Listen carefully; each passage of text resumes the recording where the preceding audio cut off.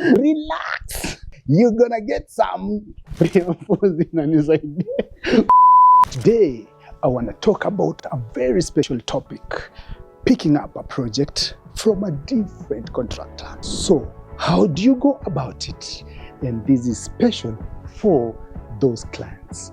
So most of the times when we, let's say for example, a client, and it has actually happened to us a number of times, a client was working with another contractor. Let me not mention names. I picked a project from another contractor. Then most of the times, some of these people are working or they're doing their projects, they never gave a client probably drawings, be it reflective ceiling plans, furniture layout plans, nor 3D drawings. So we come in, basically we'll do our normal procedure whereby we'll come and do the site visit, and that is just to see to what point or how far the project has been done. I look around, I see the things that are supposed to be picked up, but most of the times the clients will just expect us to pick that project from where it was left going forward. It is not our norm, or it is not comfortable for us to supply things that we have not agreed with the clients. And how do you agree with the clients? The only way we agree with the clients on the way forward, or for us to deliver for your project, is with drawings. We do the layout drawings, reflective ceiling plans, furniture layout plans, elevation, and 3D drawings. Reason why we do that is so that you can hold us accountable during the supply and installation. Also, for us to bill you, we want to bill you based on the details. Flows are the same from different suppliers but different costs. So we want to pin you to specific material costs.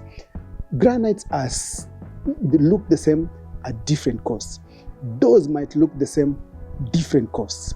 So I remember there was a client who gave me a bill of quantities to fill in.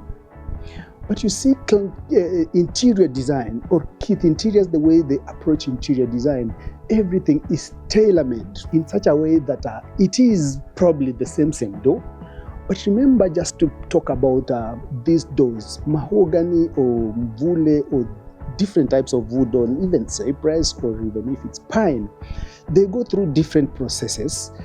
Wood that comes from Gikomba or Ngong Road, these people do not have storage facilities. These people do not have kilns. And you might not expect that same door to serve the same purpose, or to look the same way with this other Kalasinga who brought wood from Congo 5 years down the line, and they only use it after it has dried. And by the time they pick those wood to even go and saw them or cut them into pieces, they take wood that has stayed in their store for 5 years, they put again that wood into their kiln. It is seasoned for a number of days. Then when it's brought out, when now it produces a door, that day is completely different. So the design of that door is the same, but the cost of that door are not the same. So when you give me a bill of quantity to fill in, what kind of door am I filling? Because for you, you'll just say a 900 by 2100 millimeter door, but from where? If I was to do the wood, the floored floors, I'm doing the same procedure. Which kind of wood am I using? So when you say, fill for me 200 square meters of floor in wood, which kind of wood? If you gave me tiles, let's say for example you said polished granito tiles, 600 by 600 or 1200 by 600 tiles, from where? Porcelaniso have different prices. Villero Embok, different prices. Tile and carpets, different prices. CTM, different prices. So, and that's why we want to take you through the design stage, and you select materials, and that time we put you on board of the designers. And when we are selecting or putting things into the designs, you are the one approving. So for us to pick up a site from where it is, we have to go back to the basics. We do the site visit, then we do the 3D designs for you. After the 3D designs, we use those 3D and generate a bill of quantities.